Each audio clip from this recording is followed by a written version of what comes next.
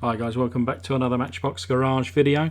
I am Rob, and today we have this dirty old Matchbox car transporter. If you remember, a little while ago we had an unboxing from Shaun Livermore, who is the local farmer to me in Essex, and this was minus the cars that I've placed on top of here. These are potential future videos, but yeah, this was one of the ones that Shaun kindly sent across.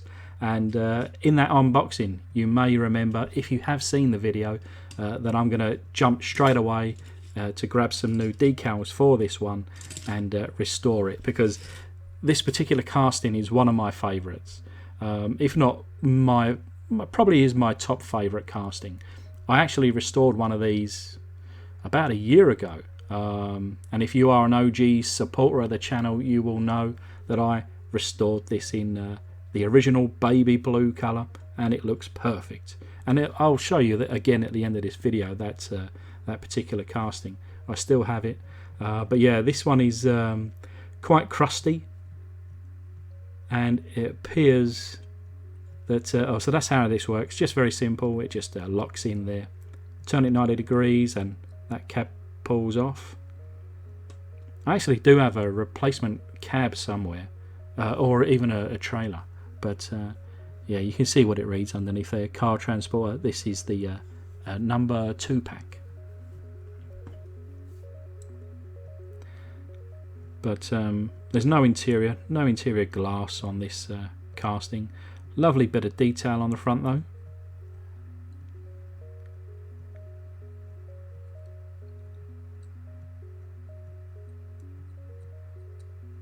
But unfortunately there's not a lot of play in these wheels, and the wheels are all rusted or crusted onto these axles. So I have to take the decision to actually cut out these axles and replace them for new ones later on.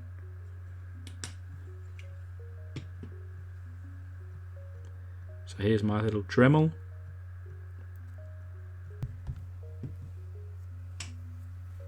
And whilst we do this, we shall wear our safety glasses.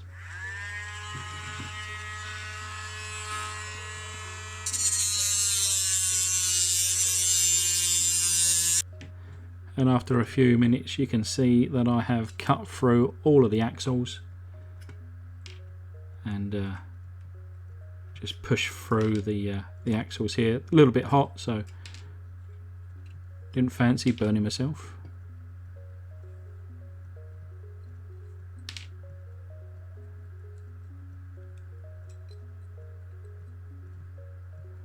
It was actually, because this one is quite tight, this was the only one that I didn't manage to fully cut through, but yeah, just need a little bit of extra oomph there.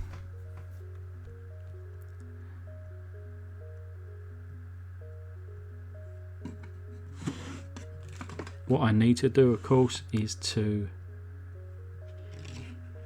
punch through the axle. I'm going to use these pliers as a kind of something to position so I can actually bash through these axles. And most of these axles were really rusted on shut.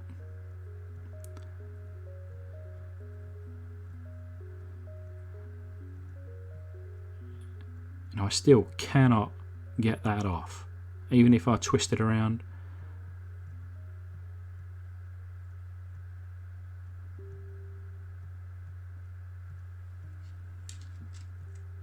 Eventually I did. I just had to give them a good old whack with a hammer, and they did come through. But straight in the bin they go, and like I say, replacement axles later on.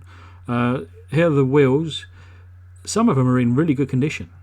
This one, for example, and some of them less so.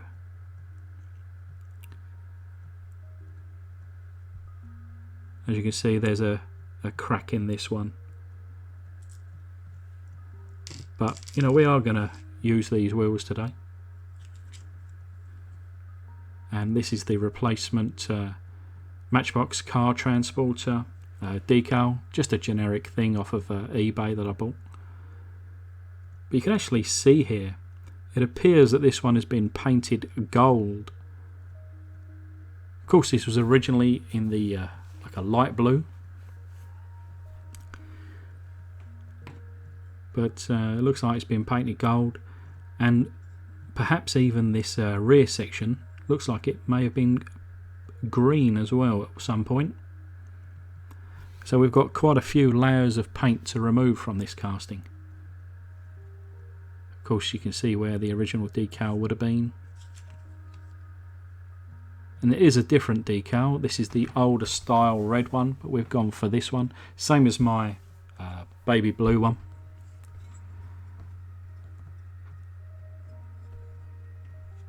Now there is a rivet here that you should drill out before being able to push this off, and it seemed like the base had already come over that rivet. So all I need to do is just pull it out of the slot here. But again, there's a lot of, well, many years of grit and grime holding this on, so just use my screwdriver here to try and make a little gap, and I think that just about did it, and there we go.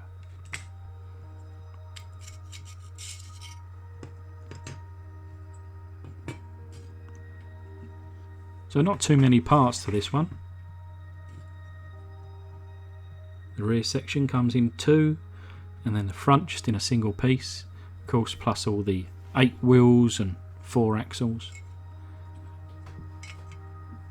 But this definitely needs the foot-long hot dog jar treatment today.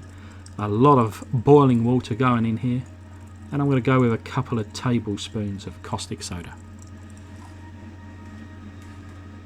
Remember, I've got, I think, almost 3 layers of paint plus dirt and grime to remove from this casting.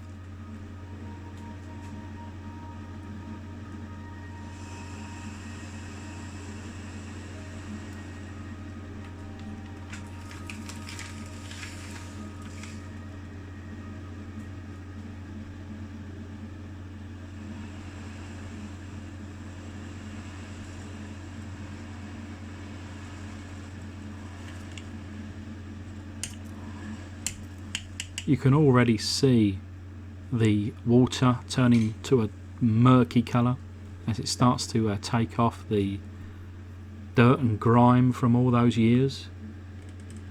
And apologies for the sound of my kind of camera arm, I just wanted to push it forward. This is so heavy and so very hot, I didn't fancy picking up that jar to bring it forward, so I just moved the camera to the jar. But yeah, you can see there's a lot of action going on. There's a lot of little paint particles in that water, and the caustic soda is certainly doing its job. But whilst that is doing its job, we shall clean up these wheels.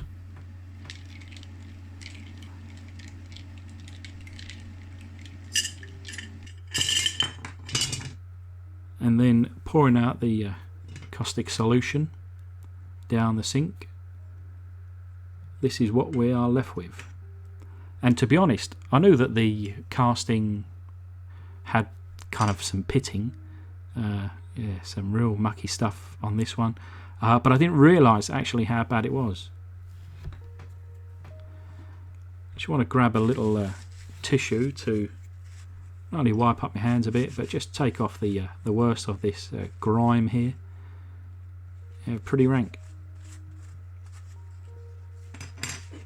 Of course, I rinsed it under the tap, but this seemed to just stick to the casting.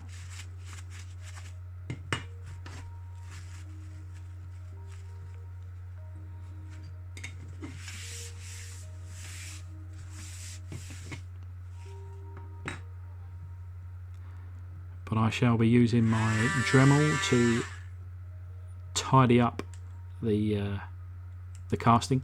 The Dremel sounded a bit odd there. I've just got some new wire brushes from China, and I don't know whether they're just quite heavy and yeah, make a right old racket for this Dremel. quite aggressive, as you can see. But yeah, probably 20 minutes or so later, and we've buffed this right out. A little bit of pitting, but to be honest, with the amount of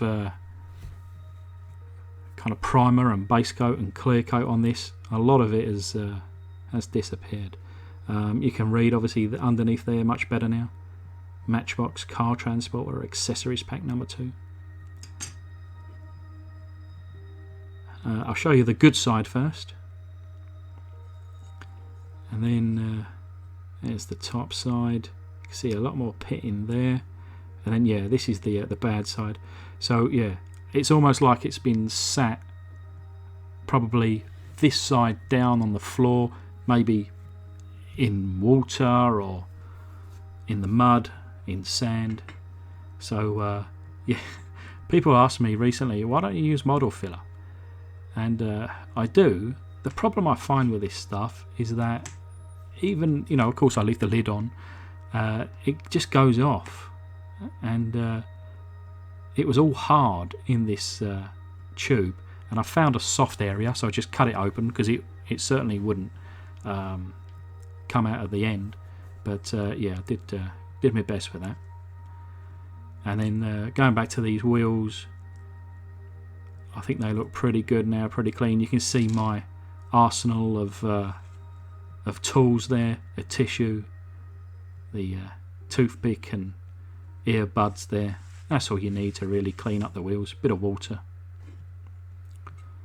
But yeah, coming back to this casting now, a couple of little bits on this side, I'll just flick them off. But yeah, so you can see here that I've filled this in, rubbed it down, and I'm quite happy with that. There's a few other little kind of bits here and there, but my hope was that it would just get filled in with some all the paint really. But yeah, be starting off with some white primer. This is quite a thick primer. Again, choosing this one just to help me out with some filling.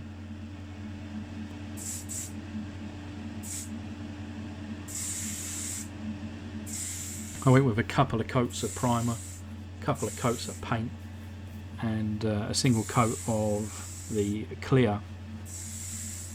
And well, of course I've got the final result next to me. It's not too bad. Now this is a bit of a hint towards what is going to come. On the blue casting, the wheels are grey.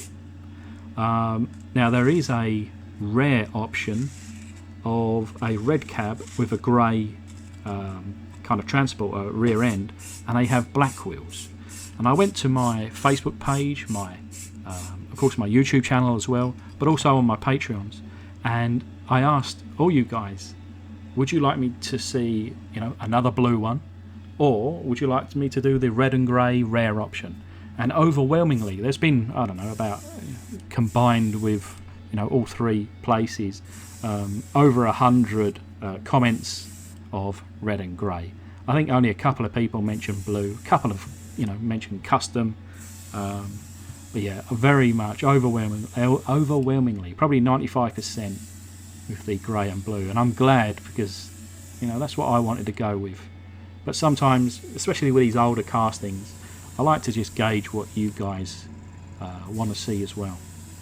I would have hated to have painted this in red and in grey, and then you guys watching, you know, would have said, but this must be the original blue, you know. But anyway, the rear end here is in a light grey. Not a lot of paint coming out of my airbrush at this time, so you can't really see too much, so I'll flick through this one quickly.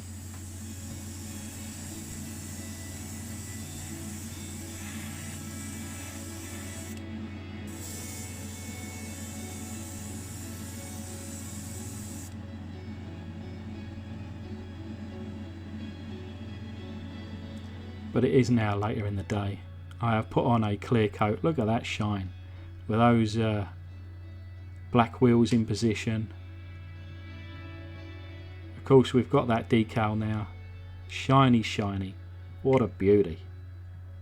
And the cab, holding it a little bit gingerly because I've just chromed the axle ends there. But I'm going to put this together and remind you of what she looked like. Almost looked like it come from a swamp. But yeah, this is the result. What a beauty. I don't have the rotisserie as normal because it just doesn't fit. It's way too big. But yeah, you can see it here. Looking just absolutely beautiful. And bringing in the blue option as well. There you go. So if you remember from about a year ago, I did this one, and these are now my 2 favourite castings. Which one do you prefer? Because the blue one has been my very favourite casting, and of course these are even older restorations that are on here, but I do like this red and grey. So yeah, let me know. Do you prefer the red and grey? Do you prefer the blue? I think they're both very nice. But anyway, just want to take this opportunity to thank my patrons. Thanks a lot, guys. And for everybody else watching, I hope you like this one. And I hope you're keeping safe. And I'll see you soon.